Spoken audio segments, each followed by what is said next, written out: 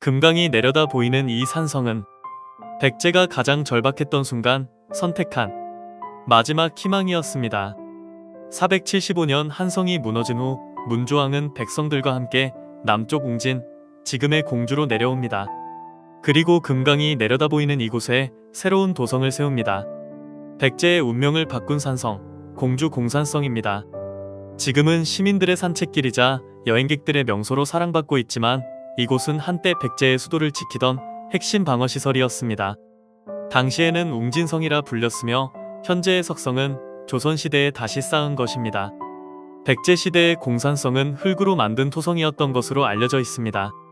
공산성은 금강을 따라 길게 뻗어 있으며 둘레는 약 2.2km에 이릅니다. 천천히 걸으면 1시간 남짓이면 둘러볼 수 있지만 이 짧은 길 안에는 1500년이 넘는 역사가 담겨 있습니다. 성 안으로 들어서면 백제 왕궁이 있었던 터를 만나게 됩니다. 왕궁지 주변에는 백제시대 건물터도 남아 있습니다. 건물의 기둥을 일정한 간격으로 세우기 위해 도랑을 파고 기둥을 배치한 독특한 구조가 확인되었는데 이를 벽주 건물이라고 합니다. 왕궁 동쪽에는 임류각이라는 누각이 있었습니다. 삼국사기에는 동성왕이 높은 누각을 세우고 연못을 파 진귀한 새를 길렀다는 기록이 남아 있습니다. 지금의 임류각은 발굴 성과를 바탕으로 복원한 건물이지만 당시 백제 왕실의 화려한 생활을 상상하게 해줍니다. 지금은 건물의 흔적만 남아있지만 이곳은 웅진백제 63년 역사의 중심 무대였습니다. 문조왕부터 성왕까지 백제의 왕들은 이곳에서 나라를 다스렸습니다. 특히 동성왕과 무령왕은 혼란에 빠진 나라를 안정시키고 백제 문화의 새로운 전성기를 열었습니다. 발굴 조사에서는 백제 기와와 토기, 청동거울 등 수많은 유물이 출토되었습니다. 이를 통해 이곳이 백제 왕실의 핵심 공간이었음을 알 수 있습니다.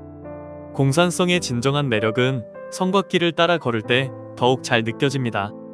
금강을 따라 이어지는 성벽 위에 서면 시원한 강바람과 함께 아름다운 풍경이 펼쳐집니다.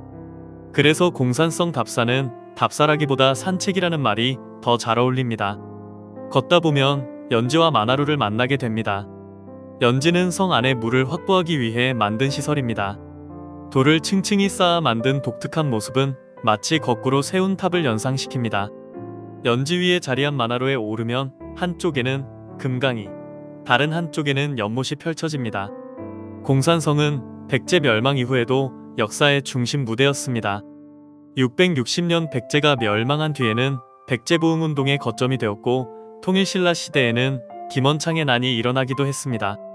조선시대에는 인조가 이괄의 난을 피해 이곳으로 피난을 오기도 했습니다. 그 이야기를 간직한 건물이 바로 쌍수정입니다. 1624년 이괄의 난이 일어났을 때 인조는 공산성에 머물며 두 그루의 나무 아래에서 난이 끝나기를 기다렸다고 전해집니다. 난이 평정되자 인조는 자신이 기대었던 두 나무, 즉 쌍수의 벼슬을 내렸고 이후 공산성은 쌍수산성이라는 이름으로도 불리게 되었습니다. 그리고 공산성에는 인절미 전설이 전해집니다. 인조가 공주에 머물던 시절 임시성을 가진 사람이 콩고물을 묻힌 떡을 올렸다고 합니다.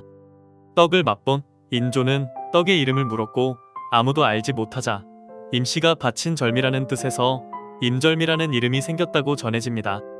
세월이 흐르면서 임절미는 오늘날의 인절미가 되었다는 이야기입니다. 공산성은 백제가 다시 일어설 희망을 품었던 도성이었고 수많은 역사적 사건이 지나간 무대였으며 오늘날에는 누구나 걸으며 역사를 만날 수 있는 소중한 문화유산입니다. 금강을 따라 이어지는 성곽길을 걷다 보면 어느새 우리는 1500여 년 전 웅진백제의 시간 속을 함께 걷고 있는지도 모릅니다. 문화유산과 역사 전문 채널 푸르메입니다.